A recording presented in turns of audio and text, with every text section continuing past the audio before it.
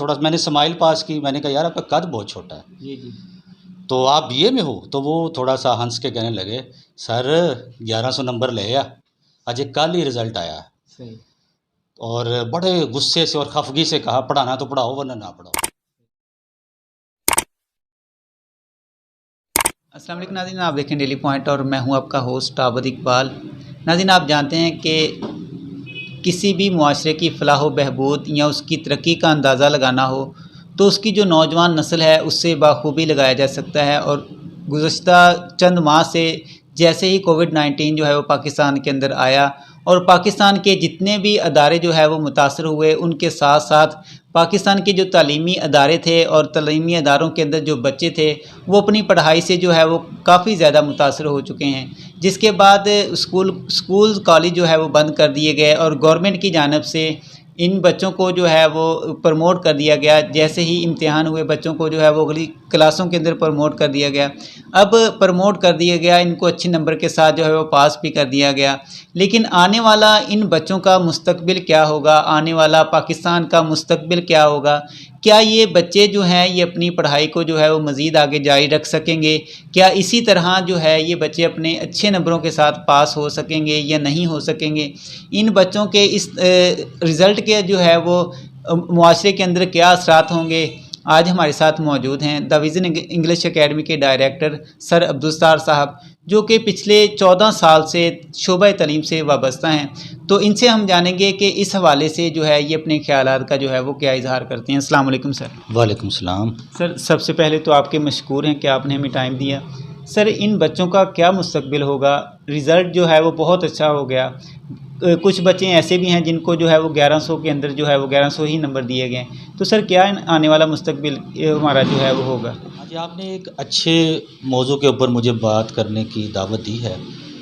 तो इसमें कोई शक नहीं है कि तालीम का बहुत बुरा हाल है और स्टूडेंट्स जो हैं वो तालीम से जो हैं बागी हो चुके हैं। और उसकी बुनियादी वजह आबद साहब आप समझते हैं कि ये जो कोरोना पैंडेमिक आया है पूरी दुनिया के अंदर, जो उसकी लहर आई है, इसकी वजह से गवर्नमेंट को स्कूल कॉलेज वगैरह बंद करने पड़े, जी। जिसकी वजह से तालीम का जो तसलसल है वो एक बेहतर तरीके से जारी न रह सका और जिसका नतीजा लाजमी तौर पर स्टूडेंट्स की स्टडी के ऊपर पड़ा, उनकी तालीम के ऊपर पड़ा और वो तालीम से एक तरह से बागी होते हुए नज़र आ रहे हैं। तो इसी तनाजुर में जब हम देखते हैं कि एक तो तालीम नहीं हो सकी और उसके साथ जैसे ही नताइज का ऐलान हुआ, हाल ही में आपने देखा होगा, तो उसके अंदर बच्चों के 1100 में से 1100 नंबर आए हैं। यकीन करें आबद साहब, मेरी 14 साला करियर के अंदर इतने नंबर मैंने नहीं देखे। बहुत नंबर आए हैं बच्चों के। लेकिन सवाल ये पैदा होता है कि ठीक है, एक कोरोना पैंडेमिक की वजह से गवर्नमेंट ने ये इक़दामात किए स्पेशल किस्म के, लेकिन उन बच्चों का क्या कसूर है जो बच्चे मेहनती थे, पढ़ने लिखने वाले थे और उनके अंदर वाक़यातन 1100 में से 1100 नंबर लेने की अहलियत थी, लेकिन उन बच्चों के साथ हाथ हो गया और उनके नंबर बहुत कम आए हैं, तो जिसकी वजह से वो बहुत डिसहार्ट हैं। तो मेरे ख़्याल में तो तालीम का बहुत बुरा हाल है इस वक्त। सर, आने वाले वक़्त के अंदर क्या ये जो बच्चे हैं इनका जो मुस्तकबिल है पाकिस्तान के मुस्तकबिल के ऊपर जो है वो कोई असरअंदाज़ होगा या फिर ये जो निज़ाम है ये ऐसे ही चलता रहेगा? नहीं, डेफ़िनेटली सर, चूँकि ये एक ऐसा रिज़ल्ट है जो पैंडेमिक रिज़ल्ट है जी। और ये रिज़ल्ट कुछ ज़्यादा अच्छे नताइज सामने नहीं लाएगा, क्योंकि इसके अंदर वो हमारी मिसाल है खोता गधा एक जगह पे आ जाना। तो इसमें ये हो गया है कि जो टैलेंटेड बच्चे थे उनके नंबर कम आने की वजह से वो तो डिसहार्ट हुए हैं, जी। लेकिन जो बच्चे इतने नंबर लेने की अहलियत नहीं रखते थे वो बच्चे आगे निकल आए हैं। तो अब सवाल ये पैदा होता है कि जिन बच्चों के नंबर इतने नहीं आने चाहिए थे आ गए, तो क्या वो एक बेहतर तौर पर आगे परफॉर्म कर पाएंगे, ये कहना बहुत मुश्किल है। चूँकि एफएससी की सतह तक बच्चे जो हैं उनके ज़हन में ये तसव्वुर होता है कि हम जितना ज़्यादा पढ़ेंगे हमारे नंबर आएंगे। जी। तो सर, इसके अंदर हमारी जो टीचर्स हजरात हैं उनको जो है वो अब आगे अपना जो है वो क्या किरदार अदा करना होगा? टीचर हजरात के ऊपर तो अब भारी ज़िम्मेदारी आयद होती है चूँकि जो बच्चे एफएससी करके अब बैचलर करेंगे जी तो डेफ़िनेटली उनके अंदर वो महारत तो नहीं होगी, तो उनको उसके लिए काफ़ी मेहनत करवाना पड़ेगी। तो इसलिए हम असातिज़ा का तो अब इसमें एक बड़ी ज़िम्मेदारी हमारे कंधों पर आन पड़ी है कि हम बच्चों को जो है तालीम की तरफ लेकर के आएँ और उनको ना सिर्फ़ तालीम की तरफ लेकर आएँ, जी बल्कि उनको अच्छे तरीके से गाइड करें ताकि वो मज़ीद अच्छे से अच्छा पढ़ सकें। और मैं एक और बात कहना चाहूँगा कि ये जो नताइज आए हैं, इसके हतमी और गैर सरकारी नताइज आना शुरू हो गए हैं। जी मेरे पास गुज़श्ता दिनों 4 स्टूडेंट आए जो कि बैचलर करने का इरादा रखते थे, तो उनका कद बहुत छोटा था। जी तो मैं उनको देख के हँसने लगा, तो मैंने उनसे कहा कि यार आप बीए में हो? बड़ा छोटा कद है आपका।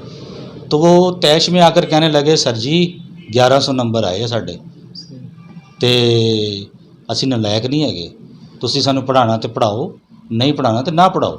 तो भाई मैं बड़ा मुतासर हुआ जी उनके इस टोन से कि इस रिज़ल्ट ने बच्चों के अंदर एक बेजा किस्म का तकब्बुर भी पैदा कर दिया है। तो सर काफ़ी वक्त लगेगा तालीम को रेल होने में। सर लास्ट पे हमारे स्टूडेंट्स के लिए, हमारे टीचर्स के लिए और हुकूमत के लिए कोई पैगाम दें जिससे जो है वो अपने आप को बेहतर कर सकें, तालीम जो है वो बेहतर हो सके। हुकूमत से तो मेरी दरख्वास्त है कि अब जो है ना तालीमी इदारे खुदारा बंद ना किए जाएँ, चूँकि तालीम का पहले बहुत बेड़ा गर्क हो चुका हुआ है। तो अब कोशिश की जाए कि हुकूमत अपनी ज़िम्मेदारी को पूरा करे जी और जिस तरह भी हंगामी इक़दामात करे जी और करने के बाद जो है वो इदारों को रेल रहने दे, डीरेल ना करे। चूँकि अगर अब दोबारा खुदा न खास्ता इदारे बंद होते हैं तो तालीम बिल्कुल ही ज़ीरो पे चली जाएगी। जी तो बाकी रही असातिज़ा की बात, तो उनको भी अब थोड़ा-सा कमर बस्ता होना चाहिए जी और जो स्टूडेंट उनके पास अब आ रहे हैं, तो उनको पहले तो तालीम देने की बजाय उनको तालीम की तरफ रग़बत दिलाएँ। जी चूँकि एक लंबा एक वक़्फ़ा आया था और इस वक़्फ़े के बाद बच्चों को तालीम की तरफ सही तौर पे लाना जो है बड़ा मुश्किल काम है और नो डाउट इसमें असातिज़ा के ऊपर बड़ी ज़िम्मेदारी आयद होती है। बहुत शुक्रिया सर। जी तो नाज़रीन हमारे साथ मौजूद हैं सर अब्दुस्तार साहब, जिन्होंने तालीम के बारे में जो है वो अपने ख़यालात का इज़हार किया।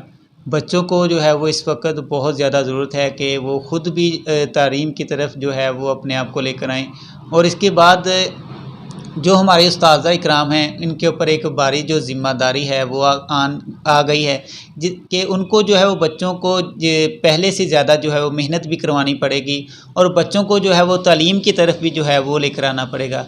लास्ट पे हमारी जो हुकूमत है उनसे हमारी गुजारिश है कि जैसे कि सर अब्दुस्तार साहब का भी कहना है कि अब तालीमी इदारों को जो है वो बंद ना किया जाए, क्योंकि तालीमी इदारे बंद होने से बच्चों का जो है वो बहुत ज़्यादा नुकसान पहले भी हो चुका है और अगर अब दोबारा तालीमी इदारे बंद कर दिए जाएंगे तो अब जो बच्चे हैं जो है वो साथ रह चुके थे वो भी अब ख़त्म हो जाएंगे। अपने मेज़बान आबिद इकबाल को दी इजाज़त और देखते रहिए डेली पॉइंट। अल्लाह हाफ़िज़।